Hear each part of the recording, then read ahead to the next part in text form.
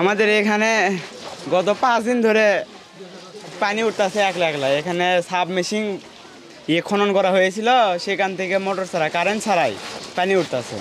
তারপরে এখন অবস্থা মানে এটা সরকারি ইয়েতে জানানো হয়েছে। হওয়ার পরে চেয়ারম্যান মেম্বার এসেছিল, এখন এসে দেখে গেছে করছি এগুলো এমনি। আবার ইঞ্জিনিয়ারও এসেছিল, এসে বলে গেছে একটা গোবরের গ্যাস আছে, গোবর দেওয়া হয়েছিল ওই জামের জন্য, সেটার জন্য এরকম আছে, তার কারণে এগুলো এরকম আছে। ওনারা মানে চেয়ারম্যান বলে গেছে এখানে একটা টিউবওয়েল বসে দিবে। এটা তুলে ফেল দেওয়ার কথা বলেনি, বলেছে একটা টিউবওয়েল বসে দেওয়া লাগবে, কারণ পানির তো সমস্যা। এখন অফিস থেকে টিওনো এসে আসতে চাইছে, অনেক সাংবাদিকও এসেছিল। এটা আমার নানার টিউবওয়েল, জাবেদ আলী ফকির।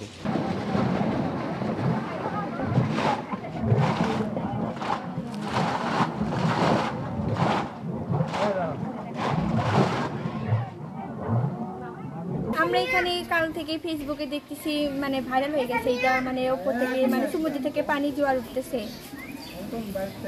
এগুলোই দেখতে আসছি আমরা। আমি ফেসবুকে ঢুকে দেখি, মানে পরশুদিন থেকে দেখতেছি এটা।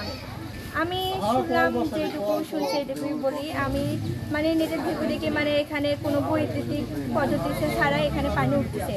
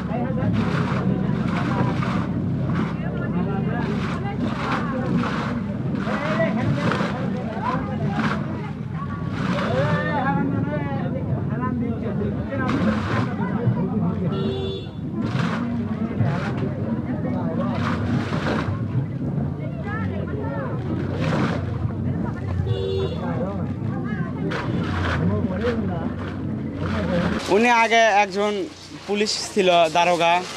এখন তিনি বাড়িতে বসে আছে, রিটায়ার হয়।